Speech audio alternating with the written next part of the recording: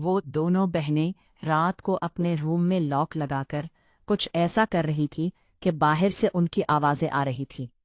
میں نے سوچا شاید وہ کوئی مذاق کر رہی ہیں، لیکن جب آوازیں زیادہ تیز ہوئیں تو میرا دل دھڑکنے لگا۔ میرا نام حمزہ ہے، عمر 25 سال۔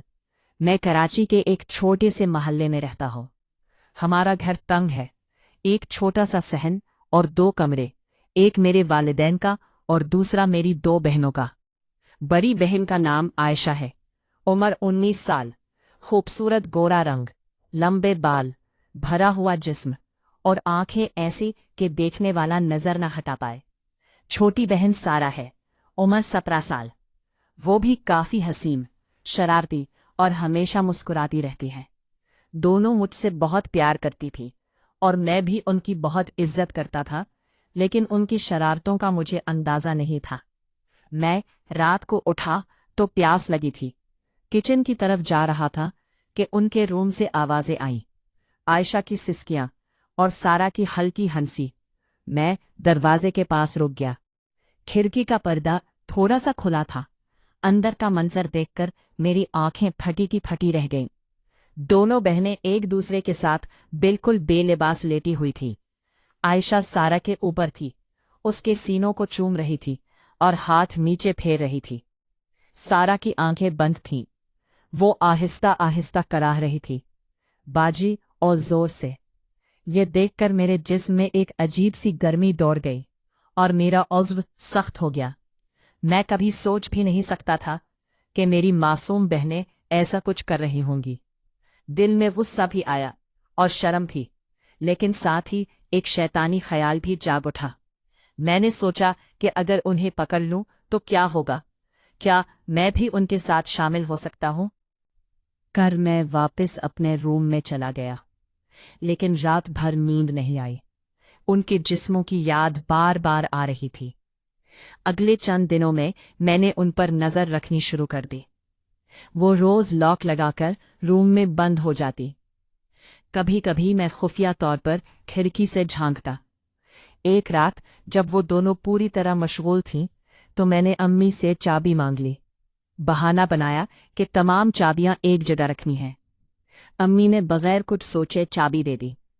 اب میرا دل تیزی سے دھڑک رہا تھا۔ میں نے سوچ لیا تھا کہ آج انہیں رنگے ہاتھوں پکڑوں گا۔ رات گہری ہوئی تو سب سو گئے۔ میں آہستہ سے ان کے روم کی طرف بڑھا۔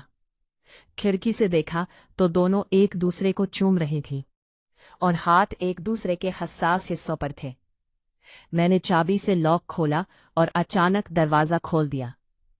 دونوں دھڑام سے الگ ہو گئیں اور کھلے جسموں پر کمبل کھینچ لیا۔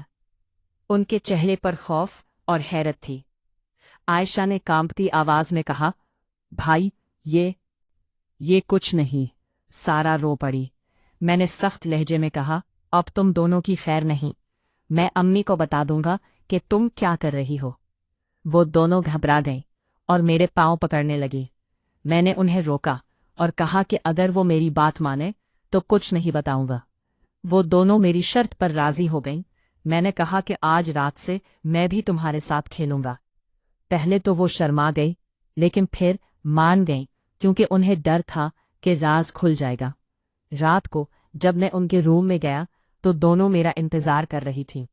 کمرے میں صرف ایک ہلکی سی لائٹ تھی۔ عائشہ نے شرماتے ہوئے کہا، بھائی آہستہ سے۔